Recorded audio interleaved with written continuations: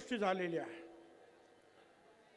प्रचंड महापूर आले, असं असताना सुद्धा तुम्ही सगळे इथे आलात ओबीसीची वज्रमूठ दाखवण्यासाठी.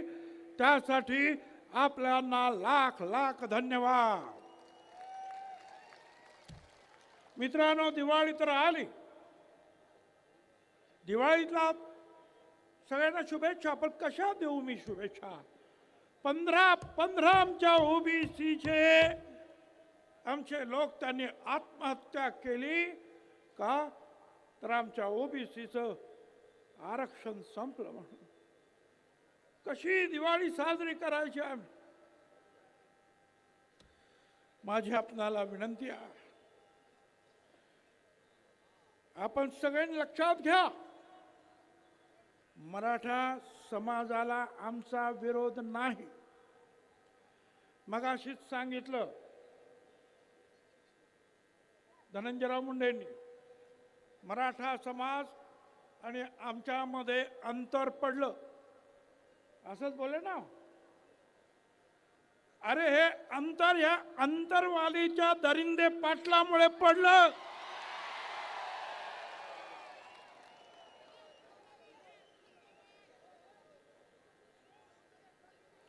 मराठा समाजाला वारंवार आम्ही वेगळ्या आरक्षणासाठी पाठिंबा दिला. मराठा समाजाचे 58 मोर्चे निघाले.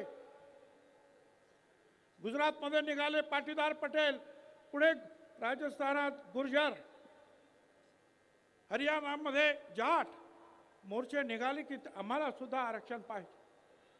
आणि मग मोदी साहेबांनी EWS आणलं आणि सांगितलं की काही घटक जे आहेत ते शिक्षणात कदाचित मागे आहेत, आर्थिक दृष्टीने मागे आहेत, पण सामाजिक दृष्टीने मागे नाहीत, म्हणून त्यांना रिझर्वेशनमध्ये जागा देता येत नाही.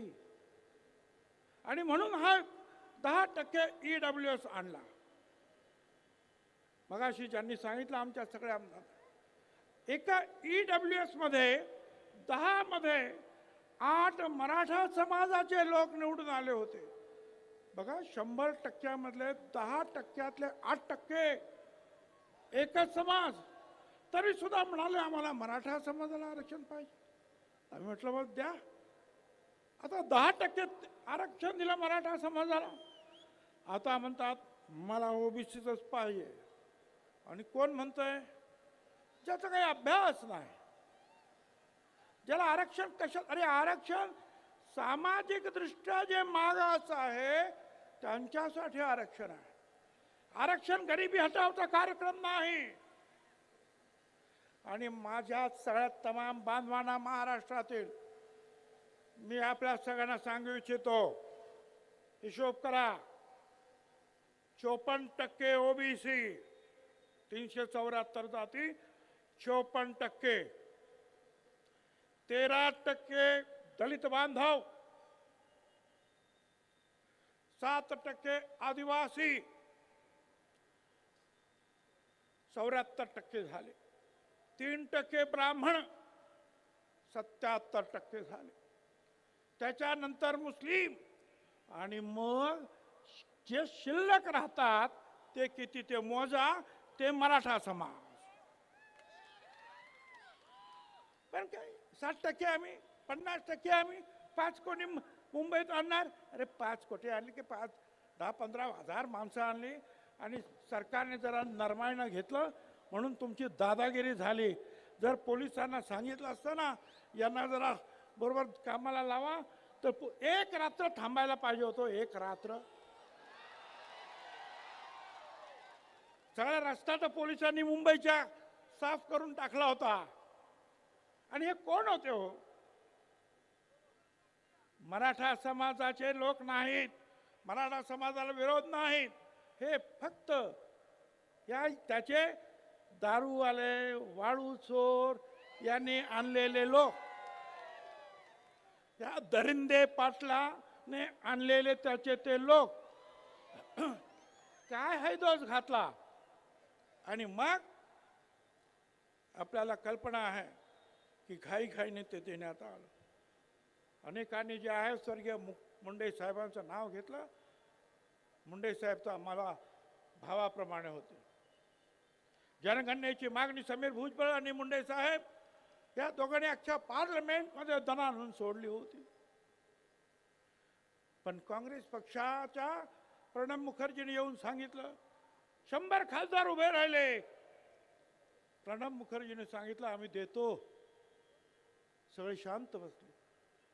समता परिषद सुप्रीम कोर्टात गेली होती. आम्ही केस मागे घेतली, पण आमचा घात झाला. कारण जनगणना जी दशवार्षिक होते, जनगणना आयुक्त, कमिशनर, सेन्सस कमिशनर, ती खरी असते. खोटं सांगितलं तर तुरुंगाची सजा आहे. पण प्रणब मुखर्जीने ते केलं नाही. त्यांनी काय केलं? प्रत्येक राज्याला सांगितलं तुम्ही करा. गावचं असेल तर ग्राम विकास खात्यानं करा, शहराचं असेल तर शहर नगर विकासने करा. आणि तिथे आमची फसगत झाली.